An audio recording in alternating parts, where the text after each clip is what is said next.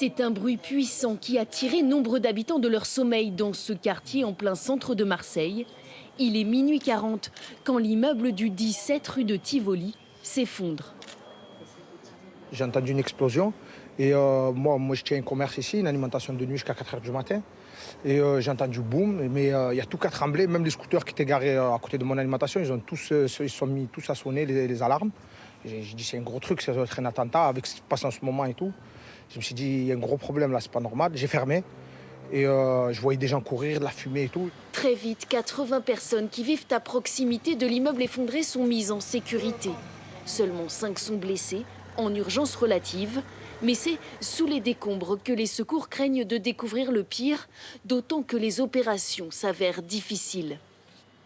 Il y a, au moment où on parle, un incendie en cours dans les décombres du 17. Cet incendie nous empêche d'envoyer les équipes cynophiles et les chiens. Si nous devions envoyer les chiens au moment où je vous parle, nous mettrions leur vie en danger et nous ne pouvons pas nous permettre de perdre les chiens parce qu'ils vont nous permettre justement d'identifier d'éventuelles victimes qui seraient sous les décombres et évidemment de pouvoir secourir les personnes survivantes. Le bâtiment touché fait 4 étages et dans la nuit, tous ignorent encore le nombre d'habitants à l'intérieur. Pour la centaine de marins-pompiers mobilisés, c'est une course contre la montre, notamment pour sécuriser les immeubles voisins, eux aussi menacés. L'un d'eux finira par s'effondrer. Si cette nuit rappelle à tous le drame de la rue d'Aubagne, les circonstances semblent différentes.